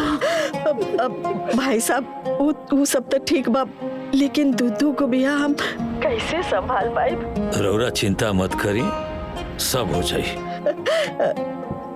ठीक बा भाई साहब, जैसन राउर इच्छा। प्रणाम। आयो दादा, आयो दादा। अरे हमर बिटिया लोग।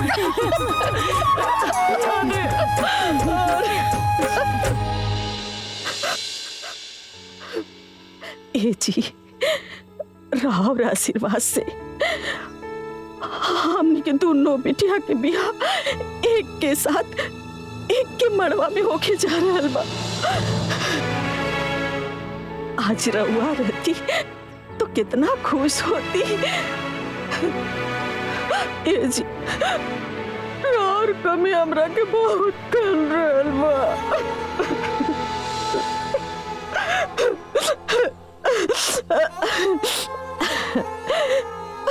ई देखी दोनों बिटिया के बियाह के कार्ड बा।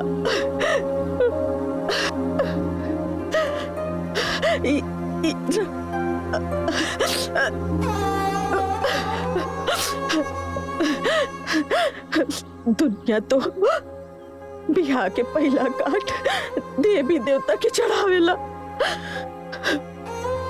बाकी हमरा खातिर तो हमार देवी हमार देवता सब रहुए बनी जी। रहुआ जहाँ बानी दोनों बेटी के आशीर्वाद दी। काहे से कि हर बेटी के बाबुल के आशीर्वाद जरूरी हो खेला जी।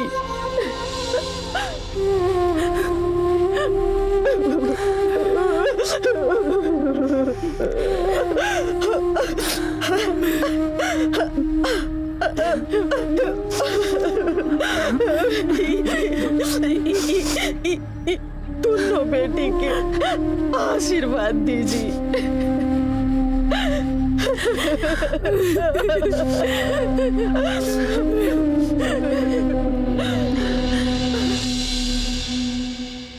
ए जी, हाय देखी ना, एक जानी के बिया डॉक्टर से और एक जानी के बिया इंजीनियर से। वो ऐसन घर में जे इस क्षेत्र के सबसे बड़का बड़ मनी है। हमनी के व्यवहार खराब ना भई रही त ई लोग भी हमनी के हारे माने में काम अइतन ना। आखिर व्यवहार खराब के कैलस? तू ही ना। जब हम समझावत रहली तब तू ना समझत रहलू है। अब पछताए से का फायदा? ए जी सुनी ना, कैसे ही कौनो हिसाब से उन लोग के मनाई ना। ए जी खुश करी ना। कौन हिसाब लगाए, कैसे मनाई? हमरा तब कुछ समझे में नहीं किया आवत। अब हम बताओ तनी ना, काहे ना 50,000 रुपया दे दियल जाओ, सब खुश हो जाए। हैं? हाँ, ये आइडिया ठीक बा।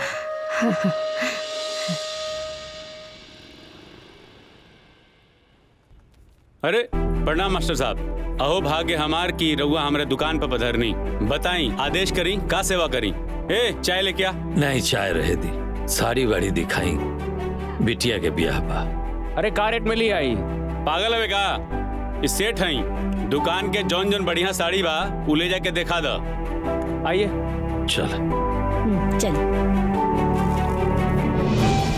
ये देखिए पीली वाली जॉर्जेट साड़ी, ये ललकी साड़ी दुल्हन पे एकदम एक नंबर लगेगा। लो, कैसन बा? बहुत बढ़िया साड़ी बा। अच्छा, दो जगह एक से एक पैक कर दे, सही रही ना? बिल्कुल निमन रही भाई जी। अरे आप लोग जाइए, हम घरे पहुंचवा दे। भूलैया मत, न तो बरतिया तरह के गरी हैं सब।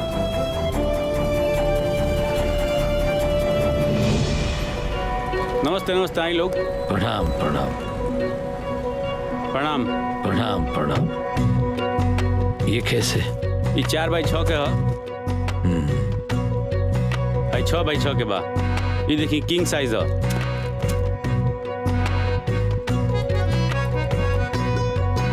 गुल मखमली सोफा है। अच्छा, सामान तो रुआ के यहाँ सब बढ़िया बा, सब ब्रांडेड बा जी। रुआ के जौन हम लिस्ट देले बनी जी, ओमे जैसे फ्रिज भइल, एसी बा, सोफा सेट बा, तमाम जितना चीज रुआ के लिस्ट में देले बनी ओकरा के रुआ भेजवा दे पता पर।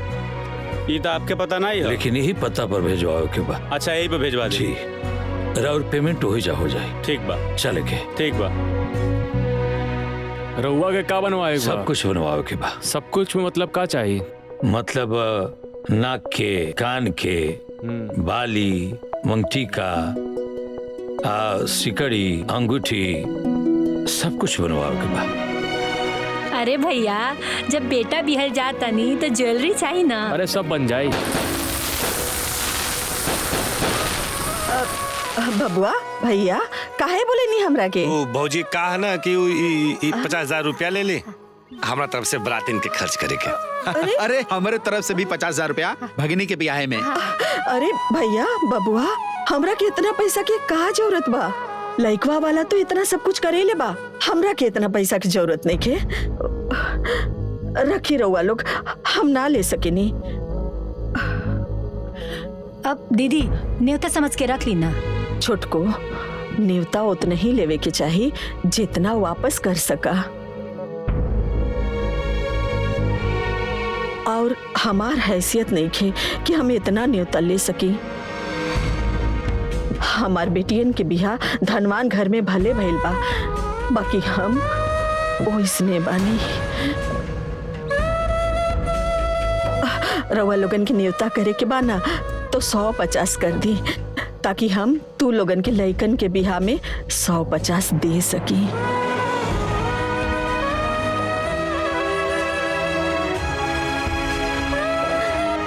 हुआ भैया रख ली पैसा। बराता गोइल, चली जा बराता गोइल। हमार बिटियन के ब्याह होवे छप्पा।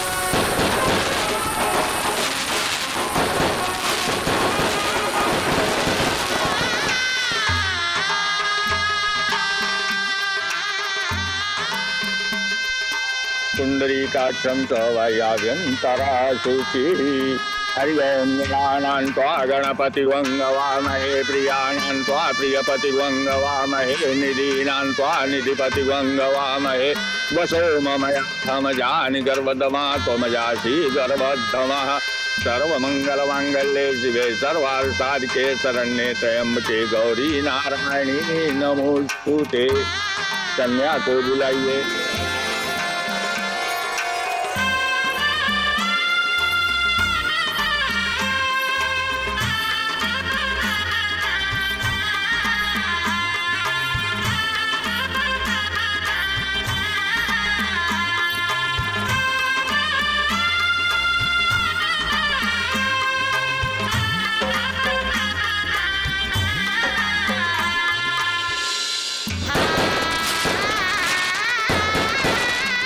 पुंडरीकाक्षं च वैयाभ्यन्तरा शुचिः हरि ओं गणानां त्वा गणपतिवङ्गवामहे प्रियाणां त्वा प्रियपतिवङ्गवामहे निधीनां त्वा निधिपतिवङ्गवामहे वसो ममयामजानि गर्भदमा त्वमजासि गर्भद्धमः सर्वमङ्गलमाङ्गल्ये शिवे सर्वार्थसाधिके शरण्ये त्र्यम्बके गौरी नारायणी नमोस्तुते।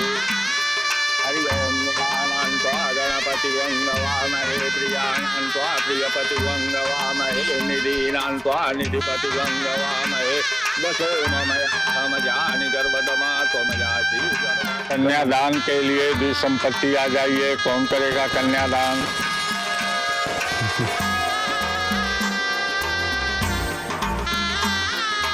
पंडित जी, कन्यादान सिर्फ हमार माई करी, सिर्फ हमार माई और केहू ना।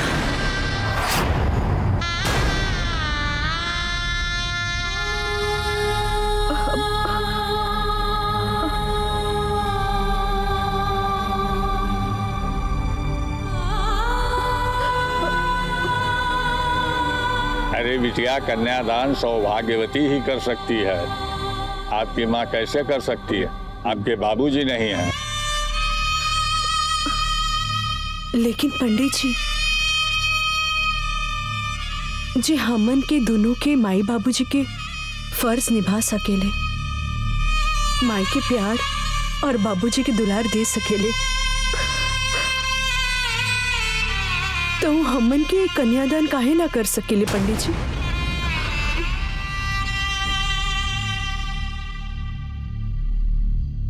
पंडित जी, हमनी के माई सिर्फ हमार माई ना, माई और बाबूजी दोनों बाड़ी।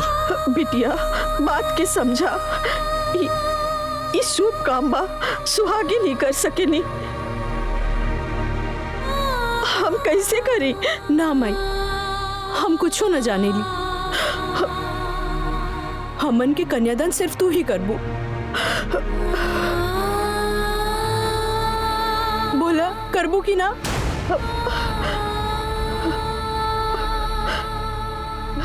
अब हाँ करब।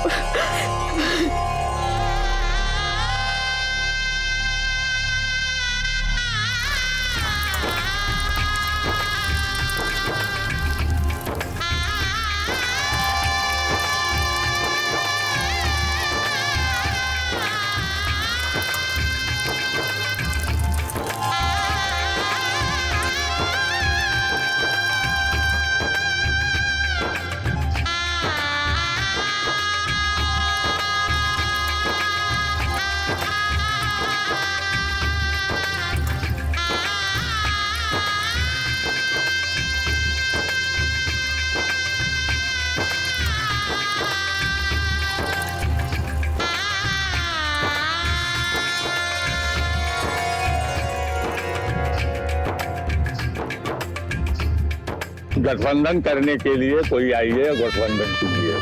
आओ हो, एगो तू कह दे, एगो हम कह देता नहीं।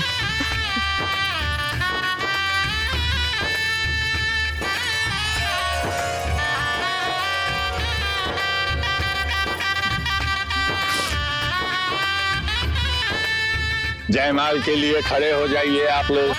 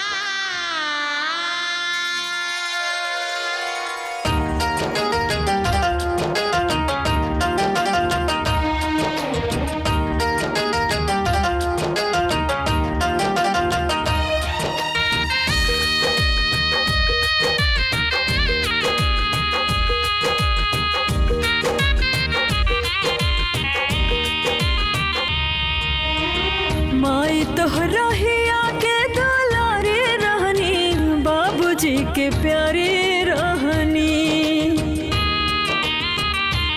हाँ माई तोहरा ही आके दुलारे रहनी, बाबूजी के प्यारे रहनी। हमके भुला न जइहे रे माई, तोहरो याद माई बड़ी छूटे घर बार अब छूटे अंगना, छूटे अब प्यारी बहिनी। माई तोहरा ही आके दुलारे रहनी, बाबूजी के प्यारी रहनी।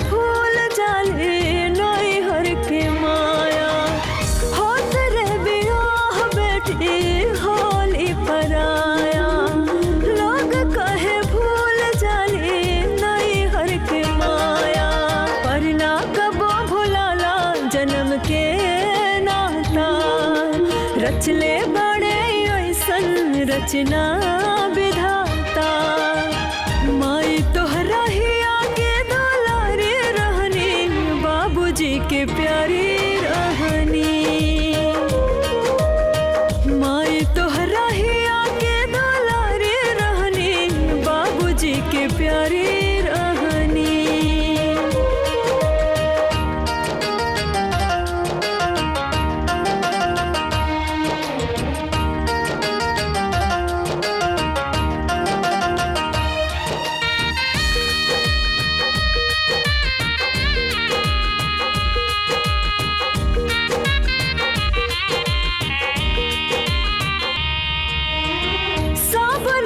छूटे गो नाता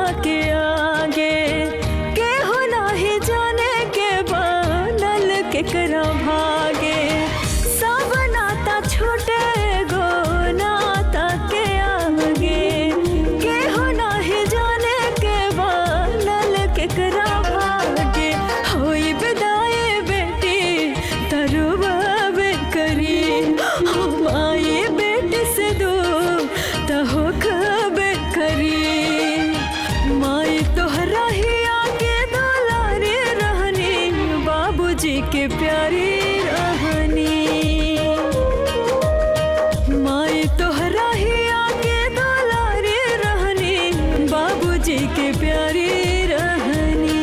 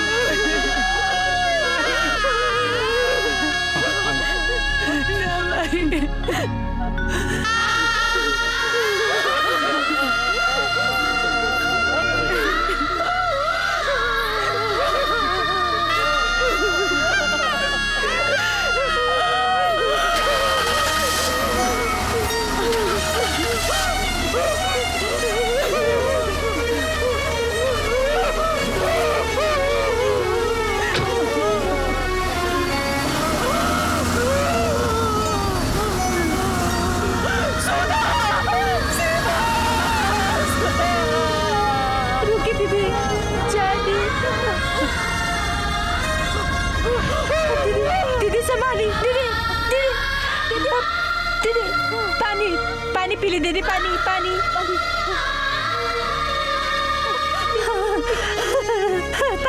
हाँ हाँ हाँ उठी दीदी उठी। हाँ दीदी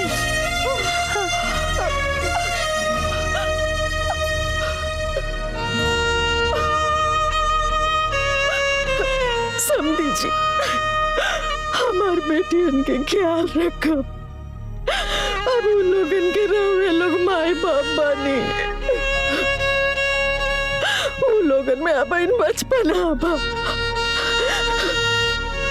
अगर कुछ भूल चूक हो जाए तो उन लोगन के माफ कर दे। कैसन बात करता नहीं, रुआ बिल्कुल चिंता मत करी। राउर बेटी लो हमनी के बहू हलो, और बेटी बहू में हमनी के कोनो फर्क ना करे ले जा।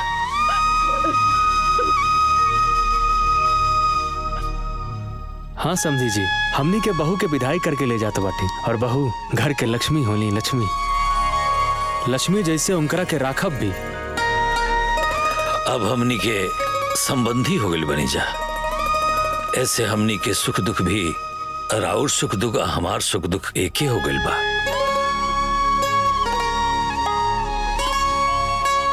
और ब्याह कोनो दूर थोड़े के लिए बनी, जब रुआ इच्छा हुई रुआ मिले चली आए, चाहे रुआ आदेश करे हम वो लोग के विदा कर दे। हाँ समझिन जी, हमनी के संबंध भइल है, समझौता ना। इस सब के रौरा चिंता छोड़ दी। और हाँ, रुआ से हम एगो बात कहे के चाहता नहीं। रुआ तैयार है, बहुत जल्दी राउरो हम विदाई करा ले।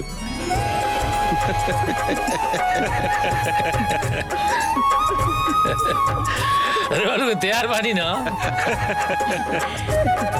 अच्छा प्रणाम।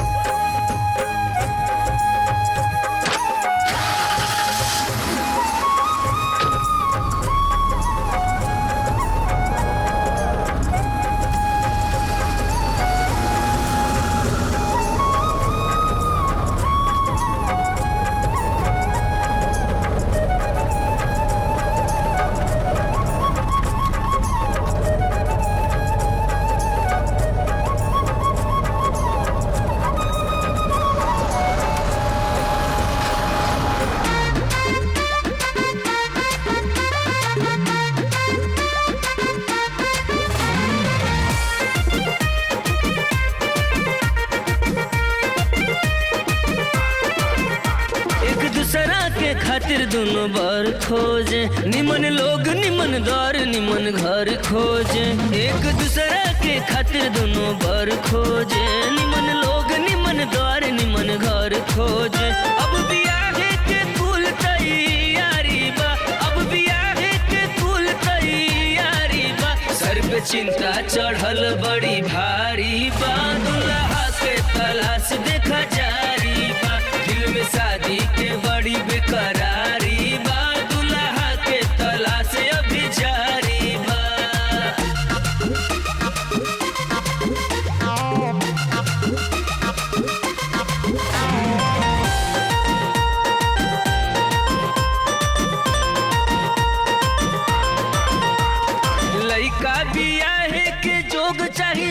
के एने ओने द्वारे द्वारे